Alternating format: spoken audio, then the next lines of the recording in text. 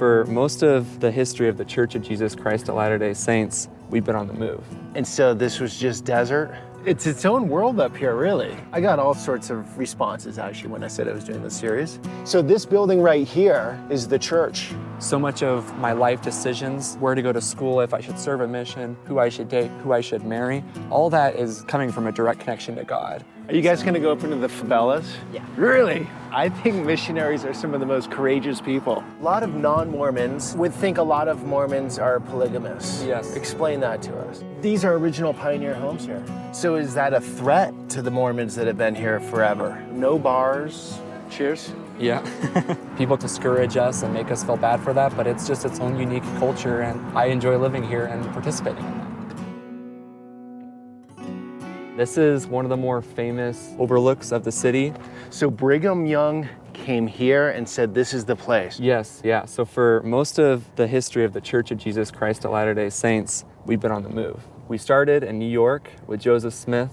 When he received what we like to call the first vision, he received a vision from God the Father and his son Jesus Christ. Yep. And was told that none of the churches or Christian churches on the earth at the current time had the full grasp or the full doctrine that the true Church of Jesus Christ needed.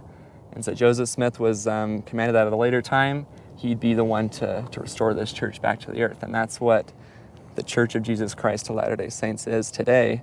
And we settled in Ohio for a little while. We got kicked out, uprooted from there. We settled in Missouri for a while. We were also uprooted from there. There was an extermination order from the governor of Missouri who said, you know, if it's legal to kill Mormons, to get them out of the state, to drive them from the state. And so we were driven from Missouri, went to Illinois, we were driven out from there, and eventually we settled here in the valley of the Great Salt Lake. And that's Brigham Young saying this is the place. 1850 something? 1847. 1847. And so this was just desert? This was all just desert. There were native people here, but other than that, it was not occupied by anybody else. It was part of Mexico at the time, and so the Saints had left the United States, come to Mexico in hopes that they could finally settle down and practice the religion in a place that was free from outside influences, and we were able to do that. And as you can see, this beautiful city, it's the sacrifice of the pioneers who came all the way across the country on foot. You were saying a lot of people right now, whenever a camera comes out around Mormons, they're going to put them under the bus for the most part. Is that how you feel?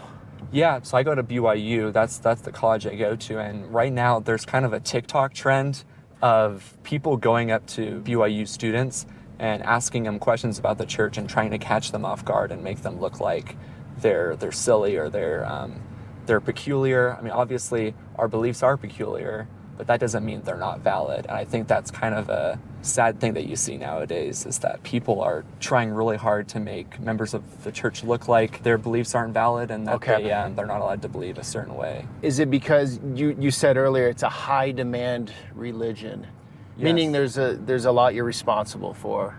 Yeah, one of our prophets, 2 prophets ago, President Gordon B. Hinckley, he was interviewed by 60 Minutes at one point by Mike Wallace, and he asked that exact question, like, hey, you guys are a high-demand religion. And President Hinckley, he responded, it's a beautiful thing. Not a lot of religions nowadays demand a lot of their members and demand them to try to improve the world, to improve themselves. It's one of my favorite parts, is that it does demand a lot of me, and it demands that I become a better person and I strive to make the world a better place. Right, so by having those frameworks to work within and the discipline that it takes to live like that, you feel like it's a net benefit. But there's got to be some cons to it, right? Or yeah. So I mean, the average college student experience is, you know, going to parties, drinking, experimenting with different substances, and that's something that I miss out on if I feel, you know, obviously I was raised in the church, and so I've never really had a desire to do those things. Okay. Someone from the outside would be like, oh, you know, this Brock guy, he's missing out on lots of college experiences that the average person would get. Tea, coffee, no. Yeah. Alcohol, no. Yeah. Another aspect that people kind of overlook, it's not just all don'ts, it's also do's. We encourage a very healthy lifestyle. In Utah, that's very easy with the beautiful mountains. So is that why Salt Lake City is so nice, as far as it's very clean?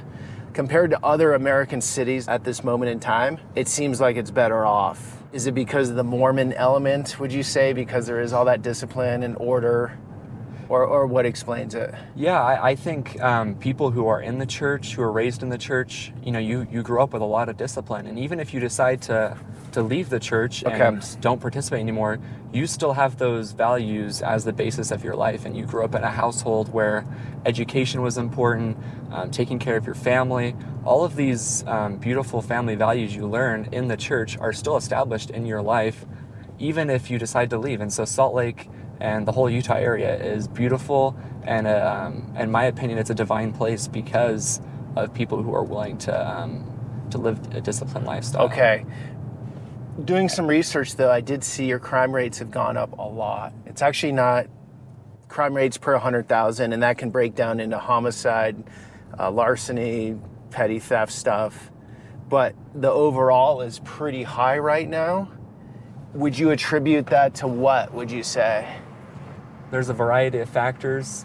In 2002, Utah hosted the Olympics, the Winter Olympics, and before that time, Utah was generally pretty unknown among the American populace. And so when people saw how amazing Utah was during the Olympics, tons of people started moving here who didn't have those shared values that a lot of people in Utah had.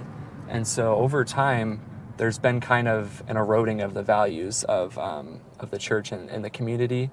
And that's just one aspect of it, of a religious aspect. Politically, there definitely has been a change in the guard of what political parties are in control of Salt Lake City. So a lot of people would attribute certain changes to political party changes. Okay. But yeah, there has been an uptick, and that's just because Utah, it's one of the fastest growing states, and that brings a lot of change. So is that a threat to the Mormons that have been here forever? Multi-generational Mormons, do they feel like that is a threat, all these people moving in? Some people would say that. Okay. Most members of the church used to live downtown Salt Lake in a neighborhood called the Avenues. With all this change, there's been kind of an urban flight away from downtown, and people who weren't raised in the church have kind of taken over the downtown Salt Lake City area and live in all these pioneer homes, original pioneer settlements where... These are original pioneer homes here? Yes, this is right just directly north of Temple Square. And so yeah, some of these are going to be... Beautiful. Yeah, they're obviously renovated, but... It's really a beautiful city. It is, yeah. And with the mountains kicking up right out of it. So this building right here is the church. Yeah, this is the office building. You have tons of different offices for accounting, for missionary departments, family departments. So what's the church offering? It seems like a big apparatus there. Yeah, so I mean, it's a worldwide organization, and finances, welfare, temples. We're building temples all over the world. We're building new meeting houses. There's a lot that goes in on church headquarters. Over here on the right, this is the church history library. There's a project that started a couple years ago called the Joseph Smith Papers, and it's one of the largest public histories of primary source documents anywhere in the world. This is your conference center. Yeah, this is where all of our major conferences happen, where the prophets and apostles speak to us, and it's a massive building. So by being a member to the church, do you have to pay in a certain amount every year? Like what funds all of this? Yeah, so we believe in the law of the tithe, and members of the church donate 10% of their income to the church. You do that? I do that, yeah. Even as a college student, the church doesn't necessarily need the funds to run anymore, but we still believe that's something, kind of like with coffee, it's not something that maybe makes sense on a secular level or, with study, but it is something that we do, and we believe that blesses us as we participate in that. Okay, so someone in their career here will pay federal, state tax, and then also, I don't know if you call it LDS tax or what you call it. Yeah, I mean, we don't necessarily, look at it as like okay. I think most people look at taxes as a negative. We look at tithing as a positive. And the church handles its money very effectively. Okay. You're not having to worry about, I'm spending money and one of the apostles is funding some trip to, Mexico to go on a vacation with his family. It's the money that is spent to the church goes towards, first of all the different things that the church is building. Right now, obviously, you can see our historic Salt Lake temple's under renovation. Funds go to things like that. They go to the church's universities. The church invests a lot of its tithing money so that way in the future, if there are times when the world economy is crashed or this and that, they can still run church finances can still bless the lives of church members, even if there isn't opportunities for growth financially in the world. But by being part of the church, what do you receive financially from the church? Like, they're not going to pay your health care or anything like that, right? Or I mean, so if the church has a very deep welfare system where if you are struggling financially, you can go to your local, we call them bishops, the local, I guess for other religions it would be like a pastor or their leader. You can receive financial assistance from the church so you can continue to, live a lifestyle of getting back on your feet.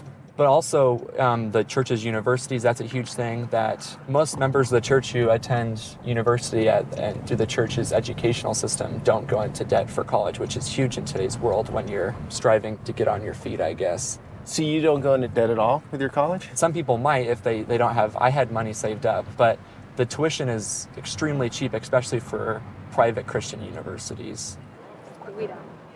The West obviously is known for its earthquakes, and so there's a great fear that if there was a big earthquake, there'd be a lot of damage to the temple. They're placing base isolators under the temple, so that way if an earthquake happens, the temple can move with the earth and not have as much damage. So beautiful.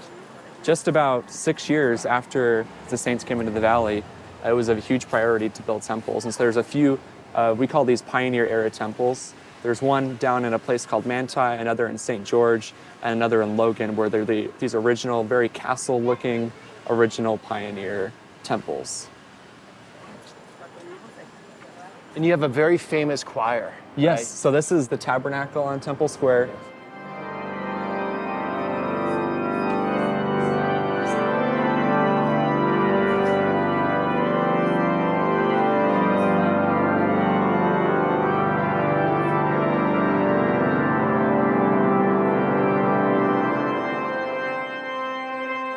Ghana?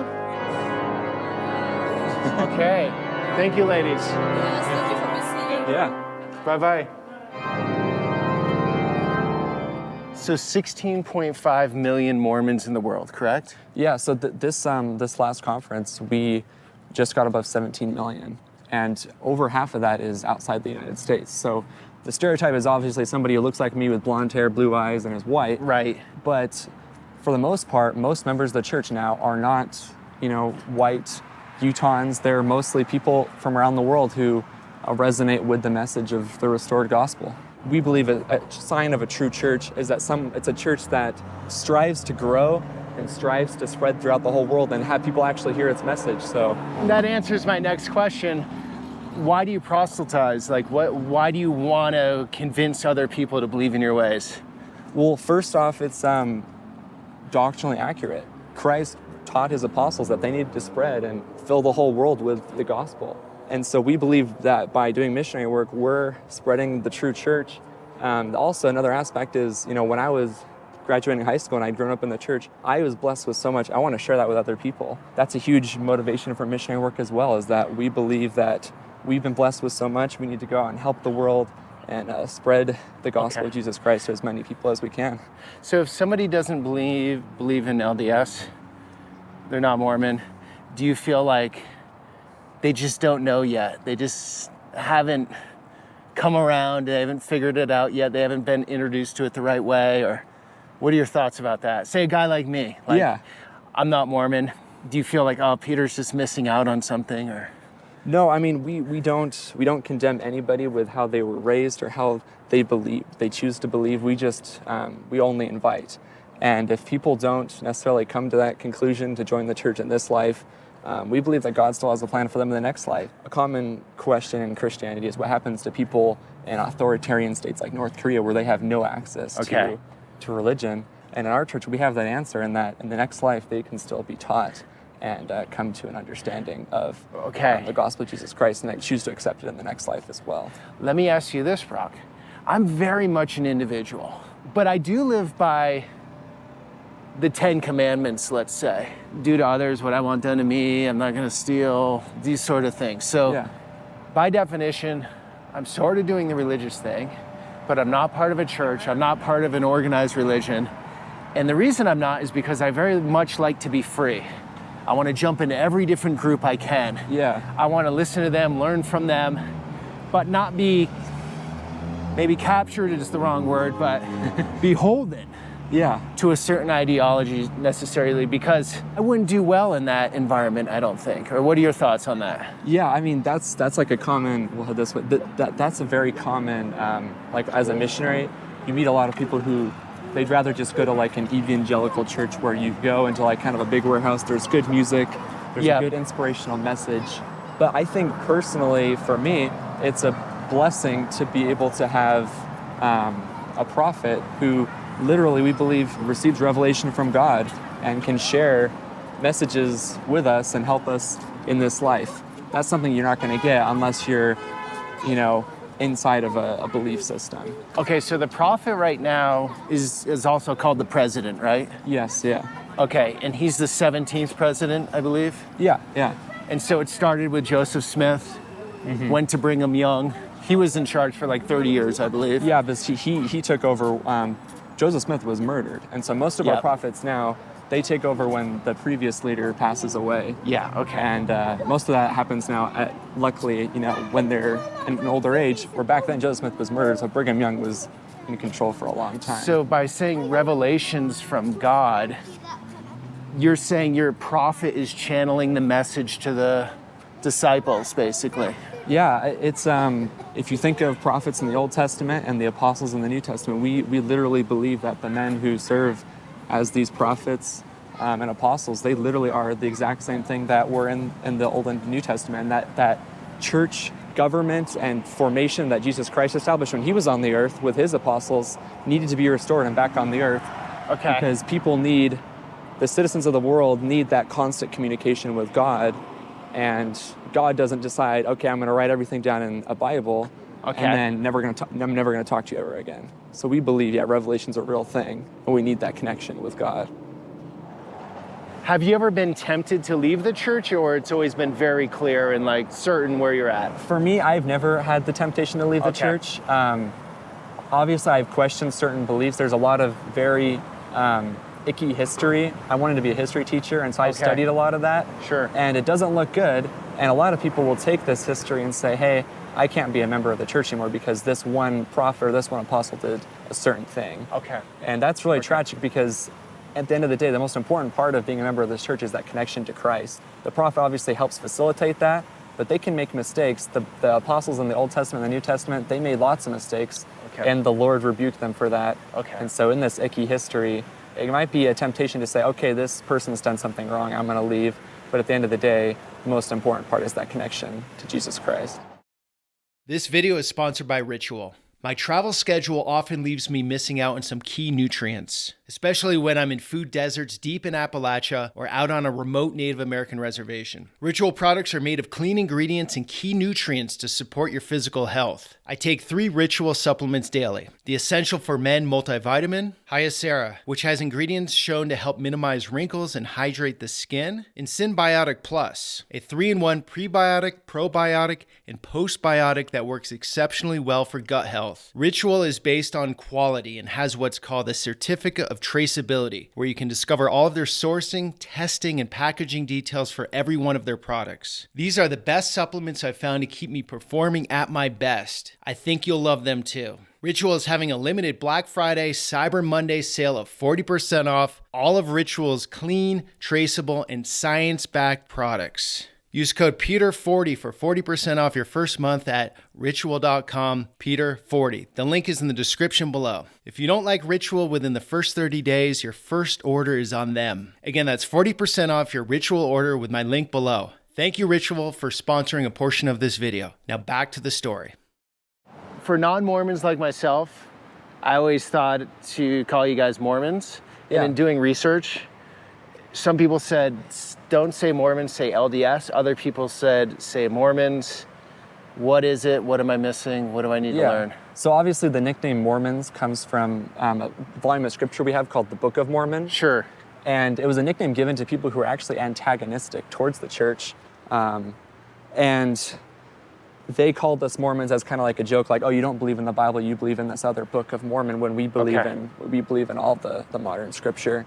Our current prophet, President Russell M. Nelson, he, in one of his first talks as prophet of the church, he gave a message where he said basically people are misunderstanding that members of the Church of Jesus Christ of Latter-day Saints, when you hear just Mormon, you don't think Christian. You don't think of a church that could be seen as the Lord's restored church. I do. I think Christian. That's good, but I mean, I think a lot of people think Mormon is its own thing. Okay. Mormonism's kind of its own bubble, when in reality, our most fundamental belief is that we're just the restored version of Christ's church. And so by emphasizing the full name of the Church of Jesus Christ of Latter-day Saints, obviously that's a mouthful, it's a long name, but using that full name, it emphasizes that we believe we are the Church of Jesus Christ, literally, and that Latter-day Saint is the description of the people who are striving to live So God's if I teachings. call you Mormon, is that okay? Yeah, you can say that and people would know what you're talking about, but if I were... But does that insult you?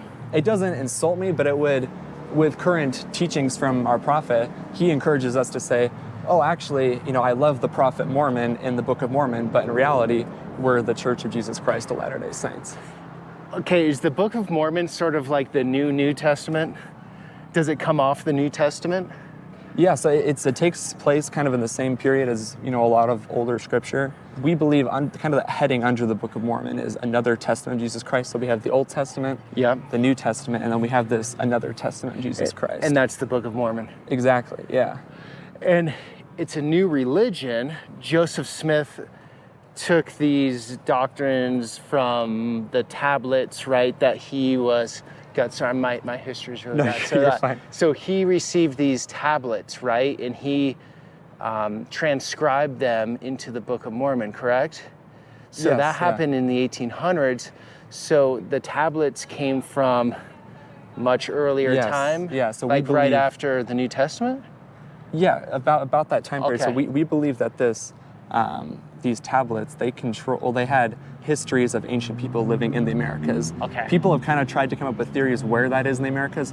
We don't have an exact answer where that is. Okay. But it's this record of people living in the Americas, their prophets, their apostles, and the culmination of the Book of Mormon is when Jesus Christ, after he's ascended to heaven in the old world, he comes and he visits the people in the Book of Mormon and establishes the church here, which is a very powerful thing. And Joseph Smith, he just translated that, and that was a huge blessing to us because we have more scripture and more understanding of Christ's life and his principles. And you can see up here, I don't know if you can catch up there on the ledge, but there's a statue of Jesus Christ, which is a very big symbol of our church. It's the Christus statue. You don't have Christ on cross anywhere, do you? So we don't. That's a piece of our history. We kind of celebrate the fact that Christ has risen more, so you won't see members of the church wearing, crosses. That's a criticism other Christians will point at us and say, hey, you don't believe in interesting. The cross and this, that. But we definitely believe the cross happened. But we like to celebrate the fact that he's resurrected. And so our symbol is, the risen Lord with his outstretched hands calling people to him with the nail prints in his feet and in his hands. So that's kind of our main symbol. The second coming is a huge theme with LDS, right? Exactly, yeah. But they've been talking about it since mid-19th century. What are your thoughts on the second coming? So I personally, a lot of older members of the church really get excited about the idea. I like to focus more on my relationship with Christ now versus trying to say, okay, because there was an eclipse a couple of weeks ago, that means the second coming is right around the corner. So some of the older LDS members are thinking that? Yeah, they kind of get a hyper fixation on aspects of our doctrine that don't necessarily improve their life. It just is something they call it kind of quote unquote like deep doctrine, to try to look through the scriptures, find little hints of this will happen before the second coming, this will happen. But if you listen to our current prophets, they're encouraging people to improve their lives spiritually. They're not necessarily saying, okay, go out and buy, a giant bomb shelter and build it underground because the second coming is happening and this and that. Okay, but I read that Mormons quite often have a year of food reservoirs and money saved. Yeah. Just in case, is that commonplace? That was in the early 2000s from one of our prophets, President Hinckley. Okay. And I think a lot of people interpreted that kind of direction or revelation as, oh, that means the second coming's right around the corner. You got to have that prepared for the second coming. But in 2008, we had this huge recession where a lot of people were out of work and this and that. And so I kind of look at that as, protection during that time. Right, just being prepared for whatever in case something happens. Yeah. You're set. Yeah, exactly. Yeah. How you doing? Yeah.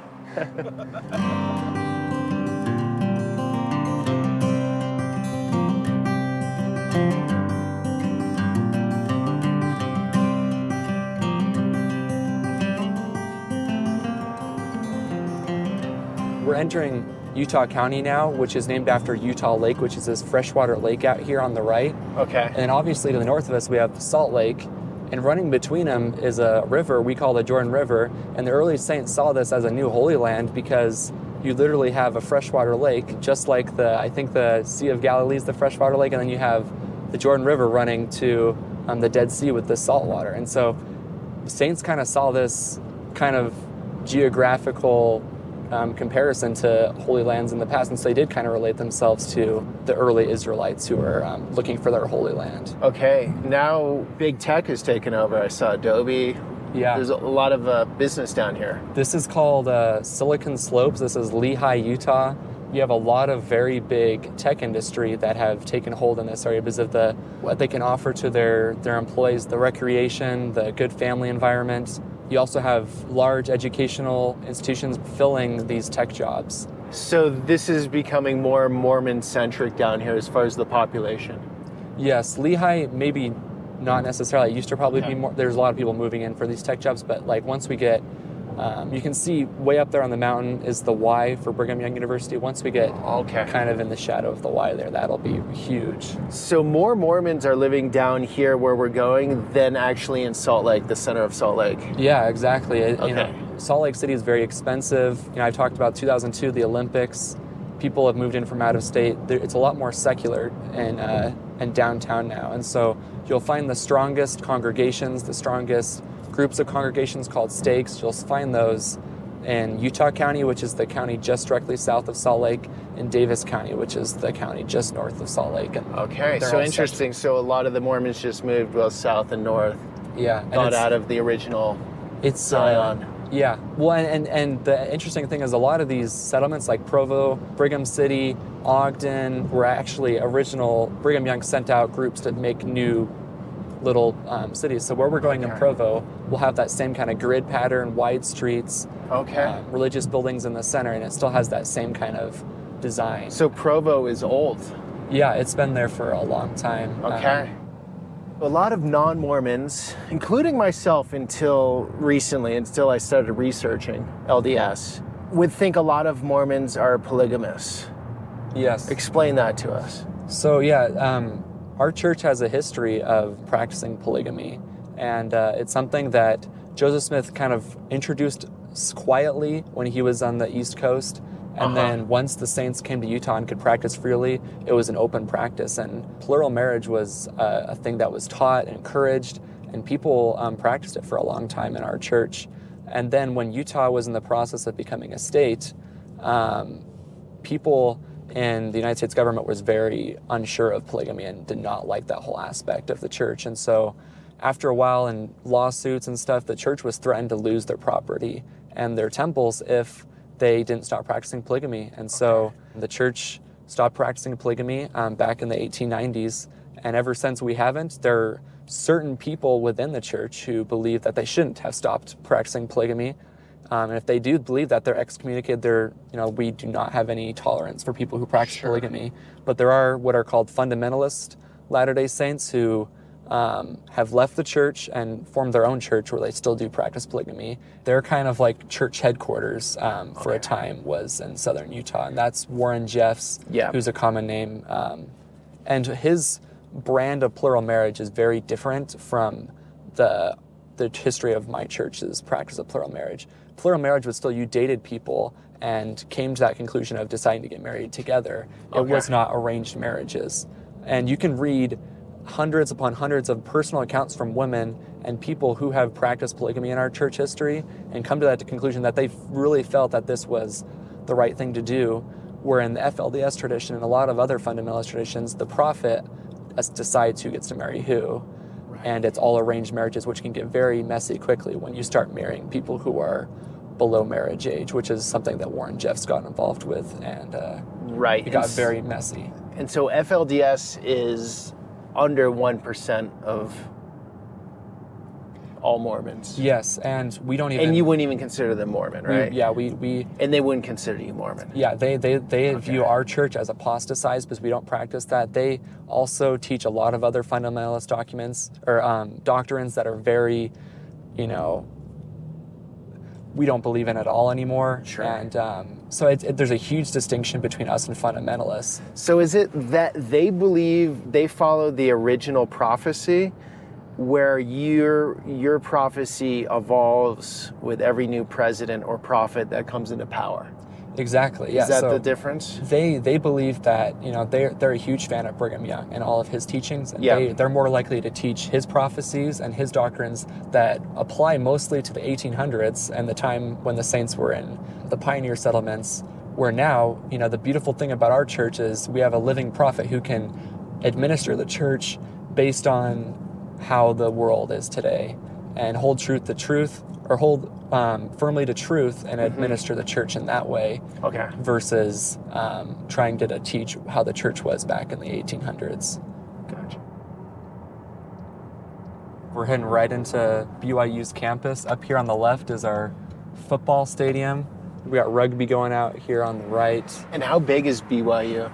It's about 30,000 students. Oh, wow. So it's a full-size Division I university. And you just looked up online percentage of Mormons here, and you said 90%. Yeah, it's over 90%. So this is a place where you'll find a lot of members of the church. And so with relationships, someone's a student here, they can, say a man, they can date however many women they want. Yeah. Go on dates.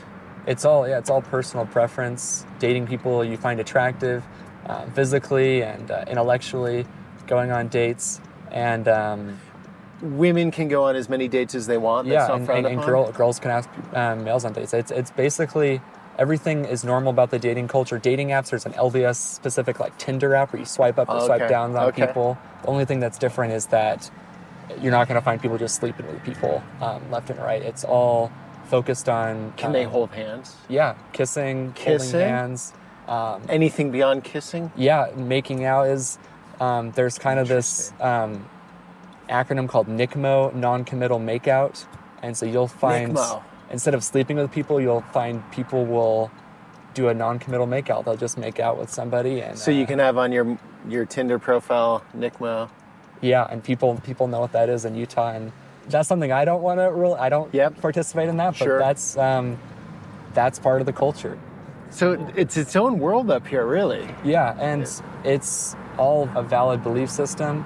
It's peculiar to people who aren't used to it, and people kind of pounce on and try to discourage us and make us feel bad for that. But it's just its whole own unique culture, and I enjoy living here and participating in that. Do you guys feel under threat at all? Like people are trying to... Here's some missionaries right here. Right. Stomp on your values, way of life, that sort of thing? Yeah, and what I'm talking about is those TikToks where they interview BYU students. They'll ask stuff like, would you rather... it's all logical fallacy. It's like, would you rather have a puppy murdered or denounce your beliefs? And it's like, obviously you're never going to be in a situation where you're going to have to be to be doing that, but it's all to make people will say, oh, I'd kill the puppy because I believe in my beliefs, and it makes us look stupid because obviously you want to have an animal live, but at the same time it's a way to try to make us look stupid and make us seem stupid for being so firm in our beliefs because we really believe in this church. This is kind of the playing fields for the missionaries, so you can see missionaries playing soccer, playing volleyball over here. They're all going to be sent overseas or around the country? Yeah, so they're just in Provo for their training. Okay. And then up here, this is the Provo Temple, and this is where when you're at the MTC or you're at BYU, you'll come to this temple and participate in the sacred rituals. And that's Moroni on the top, right? There's the angel Moroni. He's one of the prophets in the Book of Mormon, and we put him at the top of our temples as a symbolism of he's calling people to the restored gospel, and the gospel is being declared throughout the world. So do you have to be Mormon to go to school here? You don't. Some of our athletes come here for other reasons other than religious values. You do pay a little bit more on tuition just because tuition is subsidized by tithing, and so that's kind of a way of rewarding How much is tuition for you? So right now, winter of 2024, I'll pay $3,300 for a semester, and then housing is probably about $300 a month, and you share it with that's people. great. So with how highly ranked BYU's educational programs are, it is an absolute steal compared to other private Christian colleges like TCU, Liberty University. You're paying $40,000 for a semester, where you're paying $40,000 for all 4 years of your education here. Totally different vibe than Salt Lake City. Yeah, people call Provo and the suburbs the bubble because everything that happens within Utah is just so serene. It kind of feels like the movie The Truman Show. I don't know if you've heard of that. The Truman Where everybody Show. Great seems like movie. they're so fake and put in a purpose to make everything feel so surreal and, pristine. But everybody here is just living their life and doing their best to live Latter-day Saint teachings. And in direct result, you have a beautiful place where there's great values and people are improving the world and building the kingdom of God. So Okay, so one of the best language schools in the country, is that true? Is that what we're looking at? yeah, so this is the Missionary Training Center. This is where before you begin your service as a missionary, you come here, you report here, and English missionaries as well as language missionaries, and you spend about 3 weeks if you're an English missionary learning teaching techniques, but if you're learning a language, you spend about 6 to 9 weeks learning a language before you fly out to a new place. So yeah, those are some of the missionaries. Guys, have you been on your mission yet? No, Where are you guys going? Brazil. You pumped? Super. You fired up for Brazil? Yeah. Like the MCC is it's super fun, it's super great, but it's also like we have to pretty much stay like right here. And Sao Paulo has like 22 million people. And so like, and your town has like 8 million or something. Yeah. Right? So, yeah. Are you guys gonna go up into the favelas? Yeah. Yep. Really? Yep. Yeah, a lot of. You scared at all or no? We'll be all right. Yeah. Yeah. God protects these young men and their mission and helps them spread the word. So That's very cool, guys. Good luck. Yeah, thank you. You too. thanks, care. elders. That is so cool. I think missionaries are some of the most courageous people. It takes They're- a lot of courage, They're yeah. gonna go rip up into the favelas of Sao Paulo. Yeah. From the religious perspective, you're like, God, I'm doing the right thing. God's protecting me. I'm not gonna worry about this at all. Yeah, I mean, obviously, there's training videos about being situationally aware, making sure you're not going into places that you're for sure going to get attacked or anything. But we do believe there's a sense of protection when Right. people see the white shirts. Obviously, those missionaries, they're about to go, exercise, so they're in normal clothes. But when they're in their, missionary attire, people see them and they recognize that that spiritual calling they have, and we believe God protects them. And it's very rare to hear of missionary gets killed in Sao Paulo, Brazil because of his beliefs. So it's a very, very I rare love thing. it. I have a whole newfound respect for you guys because I've seen you in all corners of the globe in some sketchy areas. Yeah. And to not just to hang out there, but to actually talk to people and try to teach them something new or try to change their way of thinking. Yeah. That's next level. I mean, if any of your viewers they see missionaries, feel free to talk to them. Yeah. If you're on my mission, we helped people move, we mowed people's lawns, picked weeds, we taught. But It's but all these different if things. you're gonna mow my lawn, Yeah. then you want something in return, right? You're gonna like say, hey, Peter, you gotta listen to me on this one. Well, we're not gonna say, one for one, if you do this, you have to go to church or this. But we believe that by being serviceable and being as true disciples of Jesus Christ, doing what he would do, people will recognize that serviceable attitude in us, and they're gonna be interested and maybe try to take lessons from missionaries. This is kind of the main courtyard of the Missionary Training Center. You can see these flagpoles. They usually have flags up of all the different nations that we're sending missionaries to, but you can see these missionaries spending time outside studying. They pay actors to kind of go around on the grounds, and you can have missionaries approach them and do practice approaching people and talking to them. There's some of them are waving. That's great. Being a missionary, being in the Missionary Training Center, I mean, we talked to these elders. It's probably the prime of their life. It was one of the greatest experiences I've had in my life is just spending time in here. It's probably one of the highest density places where people are constantly praying. So the spirit is just very pertinent. You feel it. You feel the power of God and the power of the mission. You learn languages, learn how to study the scriptures more effectively, and learn how to Well, I can see the skill of speaking to strangers in a foreign land out of your language is a great one to have, you know, like it's not easy. You have to overcome awkward situations. You have to be personable, very extroverted. Yeah. And like, even if you're not, you got to go do it. Not everybody is extroverted. I wasn't very extroverted when I went on my mission. And it's, I remember, you get on the plane the first time you're flying. I'm flying to North Carolina. Yeah. And I was very nervous. And I sat next down to the people next to me, and I was like, okay, this is my first attempt to, talk to people, and my attempt of kind of like a contact. And I started talking to him, and the guy put his headphones on and turned away from me. And so I was like, okay. You learn rejection. You learn rejection right off the bat. Oh, you guys really learn rejection. Yeah. Because I had some missionaries, and I apologize, but back in the day, they came to my door, and I just sort of, guys, I'm not interested in closing on them. So I apologize to those guys, But you have to take a lot of that, right? Like a ton of rejection, which is a great skill in life. Yeah. Because that's what the world is. It's a lot of rejection usually. Yeah. And you have to be persistent and deal with it and not take it personally. Yeah. Right? This is kind of the south exit. This is where the missionaries will come. They get on buses here and they head to the airport, and this is kind of the exit from the MTC where... Oh, you got a fan over here. But this is where missionaries leave and they take off. So, wow. Yeah. And then it's 2 years you're gone. 2 years you're gone. Yeah. You're not coming home for vacation or anything during that time. 2 years you're gone. You're 2 years you're gone, and you email back and forth with your parents. You call on your day off. You do video calls and stuff. But and the church pays for it all. So that you actually pay your own way. That's another aspect of it. I mean, it's very very modest, but you pay. But you pay your own way as a way to kind of sacrifice yourself and say, hey, I'm doing this for, so that's another aspect of it. That's kind of. And so how often are they pushing a new crop out into the world? Is it like, how often? Every Wednesday, you get a new crop of missionaries in. So you'll see if you're ever up here on a Wednesday, you'll see a bunch of families coming to drop their family off. They pull them in to like the front entrance of the MTC. You get out, you get your suitcases out, you hug, and that's it. That's one of the scariest moments of my life was having the faith to get out of the car there and enter the MTC. And so you get a large contingent of missionaries every Wednesday, and then during the next week you have departure days depending on where you're going in the world. Oh, it's a massive building. There's 72,000 missionaries in the world. So. Oh, in the world. So that's at a given time. At a given time, yeah. And that's gone up. And they're all going through here?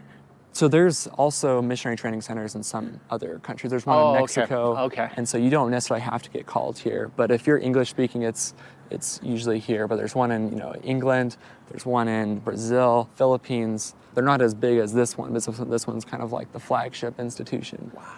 And these older buildings out here, this is kind of the dorm. Okay, so to be in the missionary, you have to live here in the dorms? Yeah, so you all that's taken care of for you from the church. So you get housing, you're in with a group of missionaries together. They call it a district, which is kind of like your classroom. Okay. So you get to know these missionaries really well. So I'm sure you make some good friendships with these guys if you're out in the world for 2 years. Exactly. With like the same group of people. So yeah, we have usually around general conference time, you have mission reunions where people who served in the same mission come back together and they get together with their old friends, and you get a lot of close friends from being a missionary, and it's a shared bonding experience of serving other people. And what an experience. Yeah. So over here across from the MTC, this is all owned by BYU as well.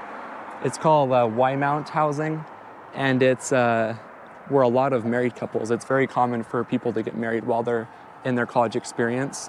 And so they all live in this, we call it married housing or family housing. This is where they live while they're attending BYU. So they have kids when they're pretty young, I'm guessing. Yeah, I mean, it's less frequent nowadays, but you still, every once in a while, have a class and there'll be a girl in there with a baby. And the professors are wonderful. They never are like, oh, get your kid out of here, it's crying. It's very much designed to... baby in the classroom. Yeah, to have kids in the classroom.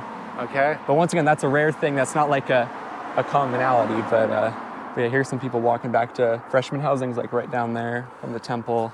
Do you have a girlfriend, Brock? I do not have a girlfriend, no.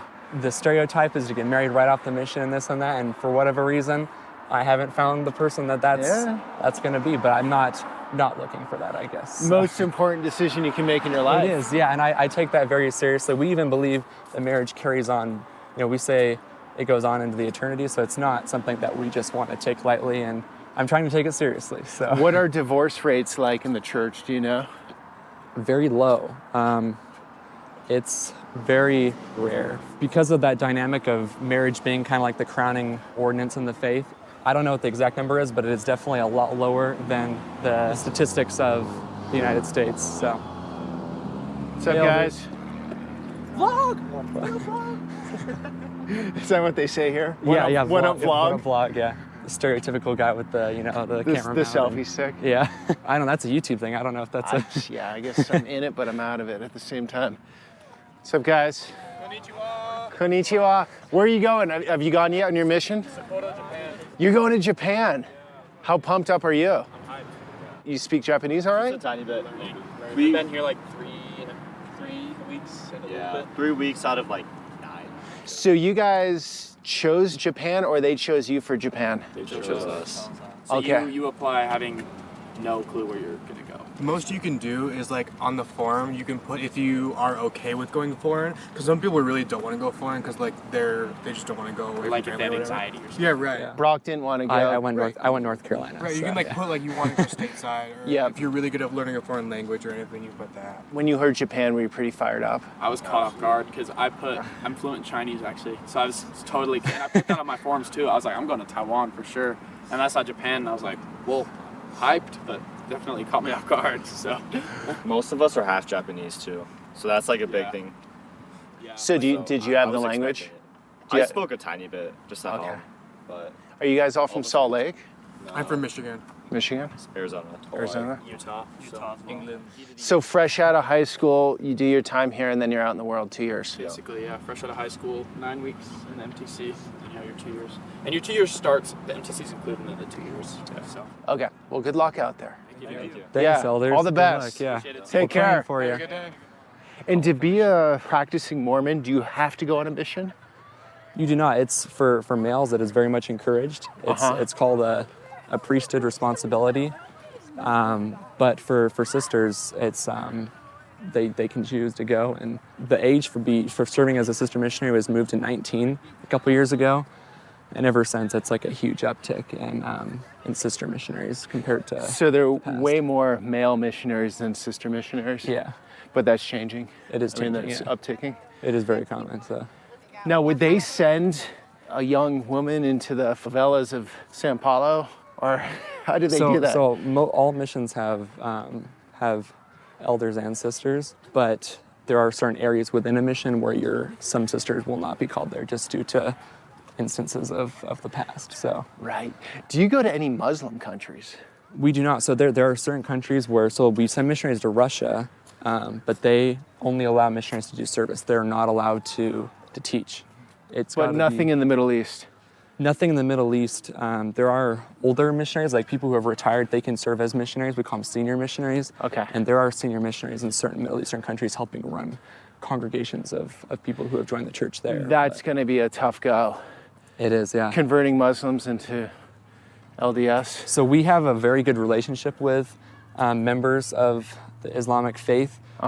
Joseph Smith in the original Nauvoo City Charter specifically mentions Muslims and says this is a city where they can come, they can have their religious freedom. And so it's there's a huge kinship between us and Islamic faith. Any Abrahamic faith we have a kinship with. Okay. So here's my question with proselytizing or converting people to a religion.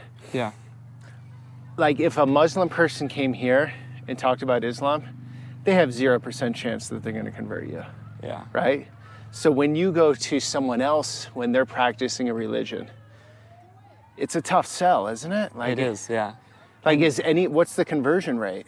So I mean, I don't have any set numbers of Sure. how many doors knocked, how many people. Right. That'd be a there's- tough one to get, but But it is, there is kind of a trade-off there of hey, we're asking people to do something that's very difficult to change beliefs. And there are a lot of people who are set in Christian belief systems, a Muslim belief, any religion, but they're not necessarily super active in it. okay.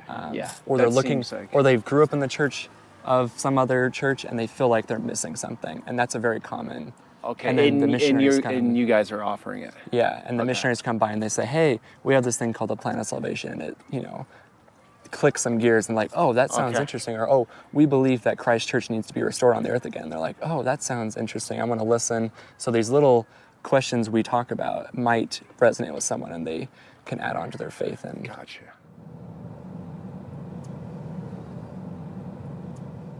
Does it ever happen where someone on their mission meets a local girl or a local guy, gets married, stays? so it's very much discouraged because you don't want that, but Okay. it does happen. If that was found out while you were on the mission, you'd get kicked out of your area and you'd be dropped out of contact because you don't want that romantic Just connection. kicked out of the church completely? No, not out of the, like out of, so you usually serve in like a certain area Okay. of your mission. You'll Yeah. get moved to a different area. And Oh, okay. but it happens. But it's got to happen in the right ways, I guess. Not on your mission, you're not doing the date. This is all freshman housing. The church spends a lot of money on this campus, our campus in Hawaii, our campus in Idaho, England, and Jerusalem. Everywhere where there's a presence of BYU, they spend a lot of money to make sure it's a reputable academic institution. And here's the creamery. Ice cream's a huge part of the culture here. So this is BYU's, they can make their own ice cream, and it's very popular, obviously, on a Saturday. Is that because alcohol is out of the equation? Yeah. So ice cream's the Ice replacement, cream maybe? is chocolate milk. People make that joke, but there are different kinds of chocolate milk that BYU makes that people have preferences over and they drink. And this is So kind of some the main chocolate drag milk here. connoisseurs here? Yes, yeah. And Okay. if you're ever in Provo, you got to try the cookies and cream chocolate milk. So a lot of people reached out to me in my audience. Mm-hmm. I got all sorts of responses actually when I said I was doing this series. Yeah. Many positive. Many have been asking for this for a while actually. Non-Mormons curious about it. But some reach out and say, it's a cult. It's a full-on cult. X, Y, and Z. Don't do it. Don't expose them. What are your thoughts to this? And that's not an easy question. Take it any way you want. It's a very difficult question because it comes from a place of people have a very large definition of what a cult is. And technically, if you look on like Google and you type in what is a cult, it's like an organization that follows a spiritual leader and everybody like adheres to something. And it's kind of like a very basic thing. And technically, we fit that. We fit that because we believe in Jesus Christ and we follow him, and everybody strictly follows, a religious figure. But then if you were to say that we trap people in the religion, you're not allowed to leave, you're locked in, you see a lot of the very hard abuse scandals you see in other cults and stuff. You don't have that in the church. If you wanted to leave, you can leave. You're going to have pressure of people trying to convince you to stay, but it's not like if you just say, oh, I'm feeling, if I were to tell my bishop or anybody who, is a church leader over me, I'm feeling like I'm going to leave the church. Yeah. They're not going to arrest me and put me in a cage and, say, actually your family is not allowed to talk to you anymore. Or any of these scary tactics that you see other religions employ that would be considered cults as well. You don't see that in the church. So what you're if, allowed to leave. as a member, I'm drinking alcohol and having premarital sex? What happens to me?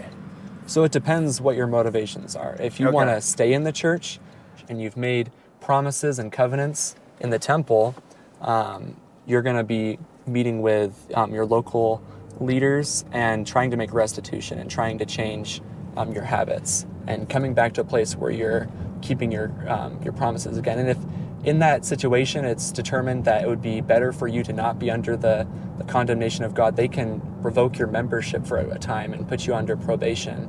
And Membership. So you have like a membership card being in the church? so you don't have necessarily for a card for being in the church, but you do have a temple recommend, we call it, where when you feel you are ready to go and participate in temple ordinances, they give you a card from your local leader that says, okay, that we agree that this person is ready to go in and participate in ordinances. Okay, so say I don't listen to the advice, but I don't do anything proactively, as in I don't try to leave the church. Do I get kicked out somehow, or? So yeah, you once we call it excommunication.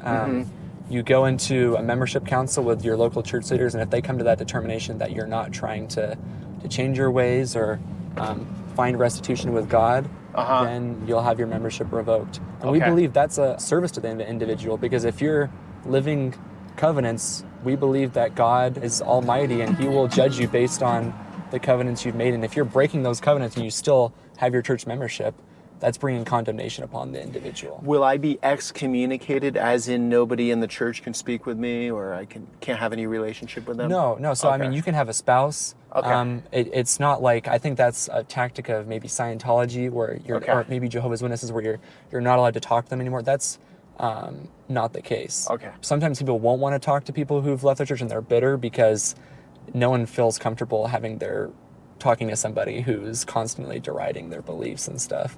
But there's no church doctrine that says, okay, once someone's out, you can't talk to them anymore, and sorry, the family's broken up. That's not what, that's not. So this is Provo? Teaching.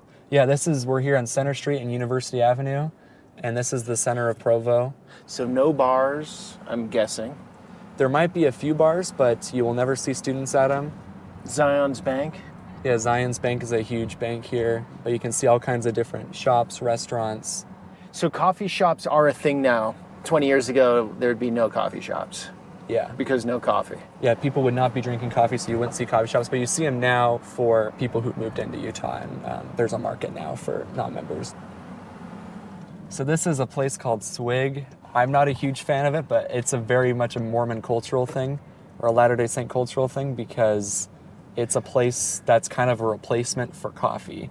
People who need their caffeine will come here and drink sodas, but they're fancier sodas with mix-ins and all these different things, and it's very much a part of the tapestry of the culture here. Okay, just to be clear, if we weren't clear before about it, coffee is a no-no, but if the current prophet or the next prophet, whomever, says coffee's okay, then coffee's okay. Yeah, and so I don't see that ever happening, but it is, because that's kind of a huge part of faith in the church is sometimes doing things that don't necessarily make sense. Okay. And so getting rid of that and just saying, oh yeah, there really isn't evidence that coffee is bad, it would not require as much faith on behalf of the members. Okay, but soda at one time was not allowed, now it's allowed. Yeah, well, I don't know if there was ever like a point where, probably in conference talks that said, caffeine, right? Yeah, so people used to associate, the reason we can't drink coffee is because of caffeine. And so obviously lots of sodas have caffeine, so people would drink sodas, just not with caffeine. And BYU, the MTC, they'd have drink machines, but it would all be Coca-Cola with that gold logo with caffeine-free. Okay, so that's how you could do it. Yeah. Let's go, let's check it out. Now in 2015, BYU now has caffeinated beverages. And I think when BYU did it, a lot of members said that's okay. And so then we start to see places like this where people come to get their caffeinated beverages in the form of a soft drink, where I don't still see that as healthy, because obviously soda's not healthy and it's bad for your teeth. I'm not a soda fan, to be honest. But we got to check out Swig. Yeah, so I don't know how this will go, but you can see there you got like normal soda machines, then you have all the different syrups. Okay, so syrup on your soda. Yeah, so it's like a mix-in. You can see like this girl here has a drink. Oh, that's a monster Swig. Yeah, and they're big. What do you recommend as a newbie to Swig? What should be my entryway drink? What kind of soda do you like? I'm not much of a soda drinker. Okay. Are you looking for like a water? How about a Fresca Island Time vibe? That one is a good one, yeah. It's pretty sweet if that's what you like. What would be less sweet? Pink Bahamas, so that's gonna be fresh lemon, strawberry, raspberry, and fruit. Fresh lemon. Yes. I'm in. Lemon. I'm in. Perfect. What size do you want that in? I'll take a small. Okay, I just gotta ease into Of course, Swig of course. culture. Perfect. Anything else for you guys? I'll do a Texas tab just small as well. Okay, I'll awesome. try that. I haven't. But You know what you're doing. yeah, well, I'll pretend like I'm a local. I know what's going on here. Awesome. So. Perfect. Friday, Saturday nights, date night. This is gonna be a popular location. Yeah, if you're coming down this street, they have the big windows. You usually see a large crowd in the drive-thru. I mean, right now it's like 4:30. Yeah, the and drive-thru's the rocking. drive-thru is just absolutely Look at that. massive. I thought you guys ate well. Yeah, I mean, the word of wisdom, that's what it's intended for. But then sometimes you get like kind of the opposite, and you have a place like this. I'm just teasing you, Brock. Okay, I saw a wild hairstyle. That's allowed, but beards for men are not allowed, correct? Yeah, so if you look at church history in the 70s when BYU was really taken off and they created the rules and the honor code is what we call it, there was a dress and grooming part of that attached to it. And at the time, counterculture was to wear beards. And so church leaders said to set us apart from the world, let's shave Mustaches were allowed, so you'll see mustaches on campus. But could I go in like this? That's fine. With Yeah, you get a scruff. little scruff, but But if I had a beard, not allowed. yeah. And the interesting thing is, it's not really policed anymore. It's kind of a on your honor thing. Okay. If you go to But the it's testings- definitely, if you're in here and you come in with a beard, it's going to stand out. But they won't even know that they'll think I'm not Mormon, right? Yeah.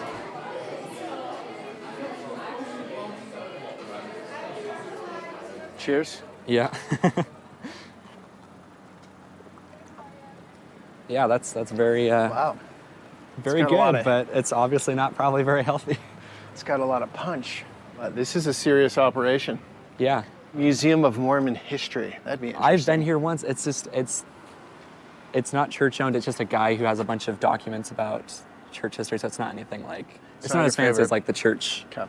It's not like antagonistic or anything. It's just it's not really like anything. It's actually super- not bad. It's good. It's pretty good.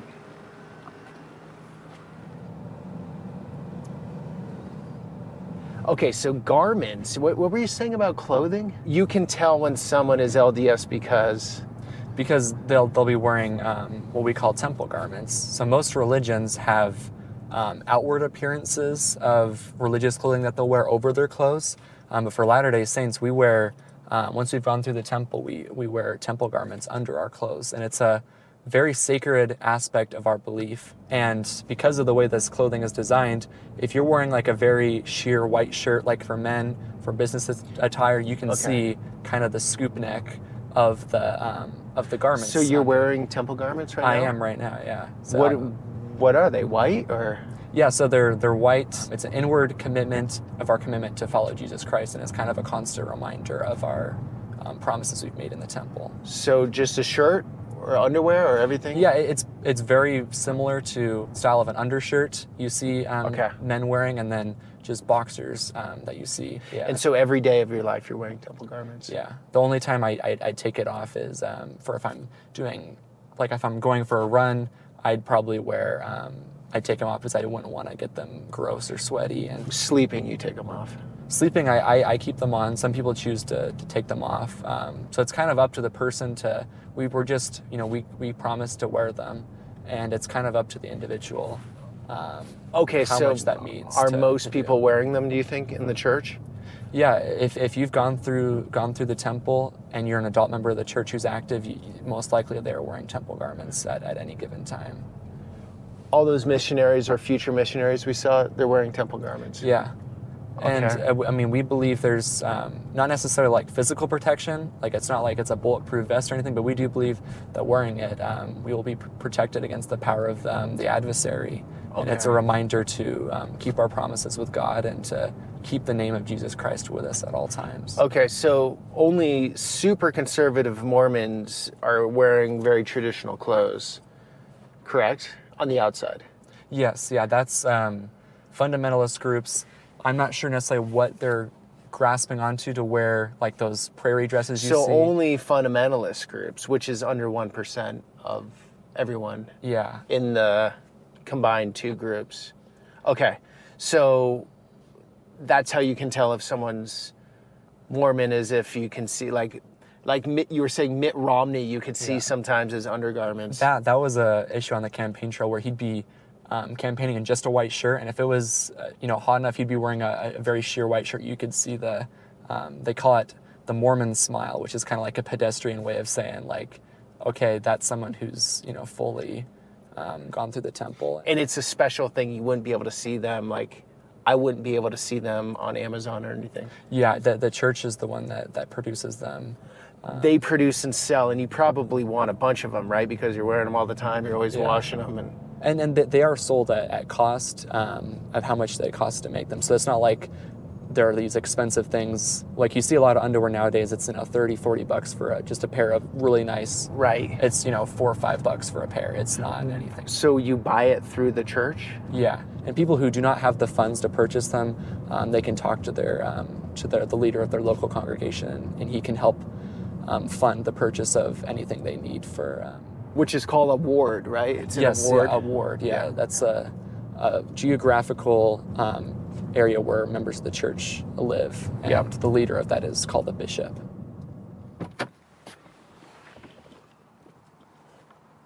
1892. Yeah, it's 1 year before the Salt Lake Temple was completed, so it's really kind of has the same era. Brigham Young sent pioneers all over Utah, as far south as St. George, even down to just outside of Las Vegas to settle places. And you'll find a downtown kind of like this one where you see these wide streets. You see beautiful pioneer houses like this with the stained glass. The best the pioneers could come up with.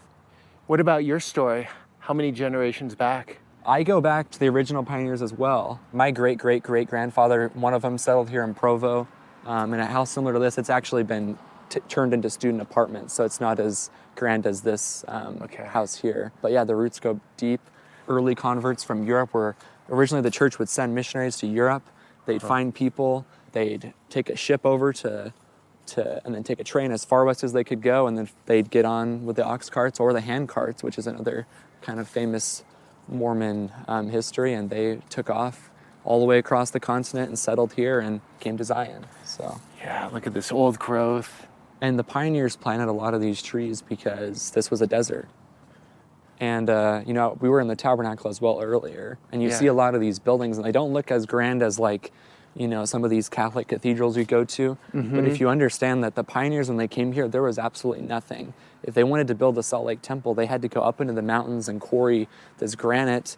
They didn't have a lot of trees, so they'd had to go up into the woods. So everything that you see that's pioneer architecture is the sacrifice of thousands of hours to build these places where they could worship their God. And so that's why I just love going into some of these old buildings, because it's like it shows the dedication of my ancestors and how much they gave up to settle a place so I could grow up in a beautiful place just like this. Yeah, look at this old trike. It's really beautiful and feels like you're not in a desert at all. Yeah. So what are non-Mormons not understanding about you guys? Like, what do we not get, let's say? I think it's just, for a long time, there hasn't been a lot of light shined on the church. And so when you hear these different things like we don't drink coffee, or we build temples again, like people did in the Bible, we send missionaries out, you hear all these ideas and it makes us sound so peculiar. In polygamy, people think you're polygamy. polygamous. Any of this, Wild West history, at the end of the day, we're just Americans trying to make the world a better place. And I fundamentally believe that members of the church who are also citizens of the United States have that special connection to the country. And through their promises they've made in the temple, they try to make beautiful places like we're seeing here.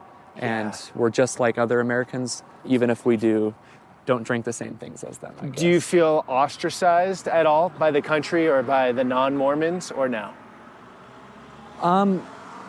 It depends on who you're talking to. If you're talking to people who are very versed in our theology and don't agree with it, you do feel a little bit uncomfortable because they're going to attack you for your beliefs. But for the most part, I feel like if most Americans could just understand that we're just people as well trying to make the world a better place, there'd be a lot more connection, and we're similar to other Christians in the country.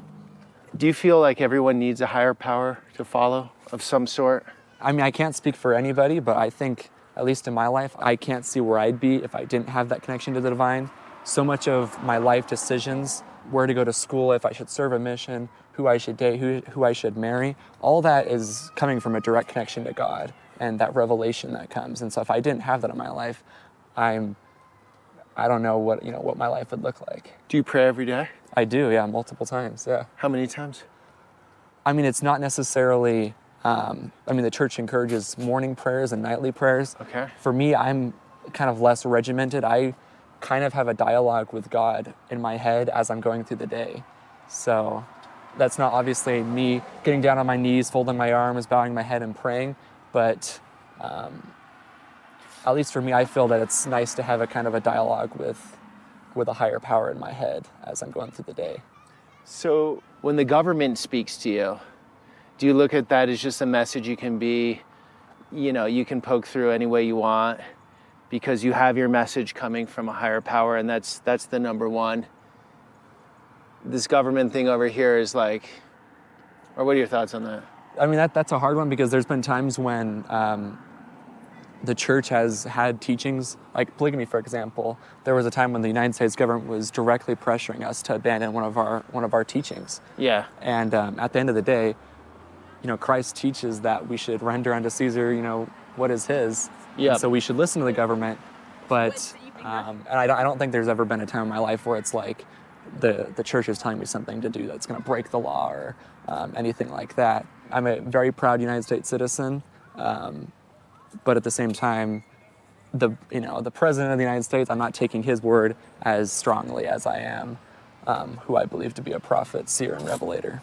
Even just as a United States citizen, I don't think there's ever a time when you're going to be listening to the president for advice necessarily. He's not going to be saying, "Oh, you should be, getting an education this way or doing that." It's more of just kind of an administrative thing and someone who will implement policy, not necessarily like someone I look to as a. I guess he's like a figurehead. As a spiritual leader. Yeah, as a someone I take advice from and shipping my life around. Don't do that. Yeah. That'd be a bad idea.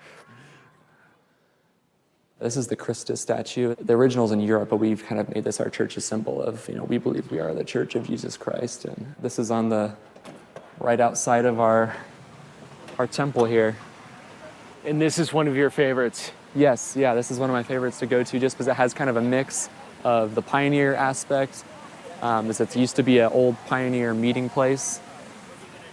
Well, Brock, I really appreciate it. I've never had a conversation with a Mormon for this long. Yeah. And maybe I have, I just didn't know the person was Mormon. That's true, yeah. But I also want to say there's like a little bit of this line or barrier. Not really, because I go in all different cultures, but a little bit like, is he going to look down on me a bit for not being Mormon? Whenever you get into a religious group, I, as a non-religious person, I'm always curious about that. Yeah. And some who are very devout, to maybe an extreme level, will always think anything other than them is less than. And then there are people like you today who's very devout and strong in your beliefs. But I felt it was great hanging out with you. And I appreciate you coming out. It was beautiful seeing it through your eyes and learning through you. I learned a lot today. I know the audience did too. And without people like you, it's not easy to get in. At least it hasn't been with a Mormon willing to give this tour, an LDS member, willing to give this tour, because I understand when cameras come out, I can twist this in any way I want. Yeah. And the power of the edit can do whatever you want. And we can put it all under the bus. And that's not my intention. So thank you for giving the trust. Yeah. And for bringing us into your world. It's been super interesting. Well, I appreciate you coming out here and willing to let my experience shine through in this video. So thank you. Good stuff, Rock. Yeah. All right, guys, thanks for that. It's the first of many Mormon videos. I have a few more. I'm going to southern Utah in a few days. I'm gonna hit it from a few different angles. Love you to come along on that journey. Until the next one.